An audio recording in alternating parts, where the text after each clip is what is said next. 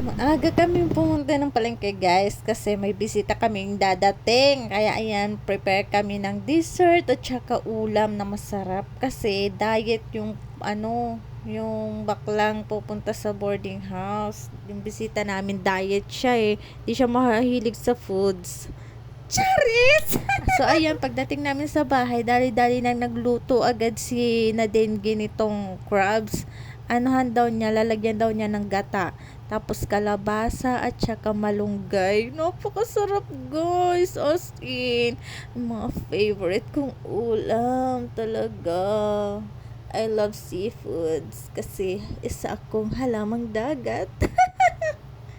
Tayo guys ay magpapaspas nitong malunggay. So yung pagpapaspas nito guys ay ganito lang. Oh. Huhurusin mo lang, huhurusin. Ayan. Kung mapapansin nyo guys, di umano, ang dahon ng malunggay ay malapit na doon sa ugat. Kung doon yan sa probinsya natin, yung kukunin natin yung pinakadulo. Yan naman yata yung kinuha nila, yung nandun na yata yan sa ugat. Diyos ko naman, matigas na yan. Pero gora pa rin, kain pa rin tayo kasi masarap. At saka ito, gumagawa naman kami ng dessert. Kasi nag-request ng dessert yung bakla. Kasi nga diet daw siya. Charis! Pero marami naman siyang dalang prutas guys. Hindi lang namin na picturean na video kasi nga gutom na kami niyan guys. Mga alauna na siguro yan guys. Kumain na agad kami. Diyos ko. Hindi na kami nagpatumpik-tumpik guys. Kumain na talaga kami kasi gutom na si Nadine. Ayaw pa naman niya, nagugutom siya. Kasi papayat daw siya. Diyos ko. Pero nang time na yan, gumawa muna kami habang inaantay si bakla. Dessert na yan, buko salad. And then, ayan, pinasok na namin sa lagayan. Tapos ako, yung nilagyan diba ng condensed milk na lata, nilagyan ko din ng kasi masarap yun guys. Talaga? Talaga si Nadine, kahit saan lang pumapasok sa ko, voice over. Talaga?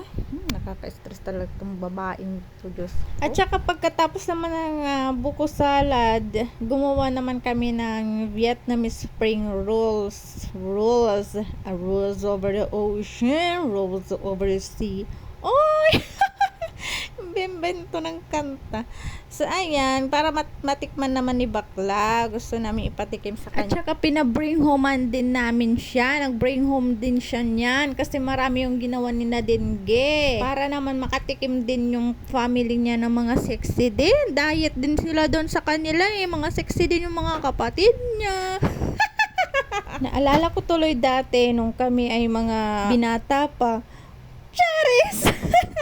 Mga binata pa kami doon sa Pastrana Leyte, galang-gala kami, tapos kumukuha kami, nagnanakaw kami ng isda kasi nagbebenta sila ng mga isda, yung bangus, yung nandyan lang sa tapos kumukuha kami ng bangus, tapos pinupulutan namin, nagiinuman kami doon sa bahay naman ng isda namin barkada. Puro kami mga shibuli guys, mga shibuli ng mga ducks.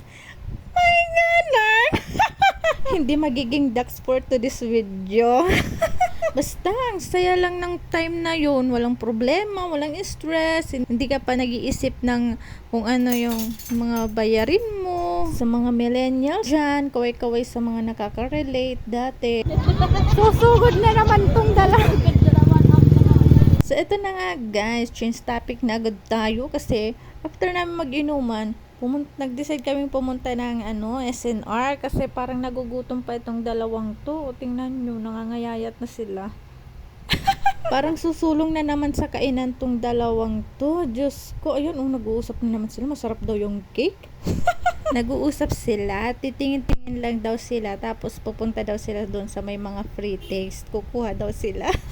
Talaga si Nadine, yun talaga yung inaabagan ni Nadine. Pupunta agad siya doon sa may mga free taste. Di ka din na magasa. Mapat na ni una. Nadine. So, diba? Kainan na agad yung pinuntahan nila.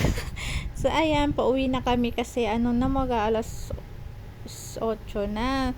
So, nag-book na ng angkas si bakla kasi uwi na siya.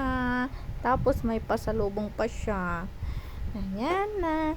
Thank you guys for watching sa mga pagkain ng mga bakla. Love fun is life. Bye!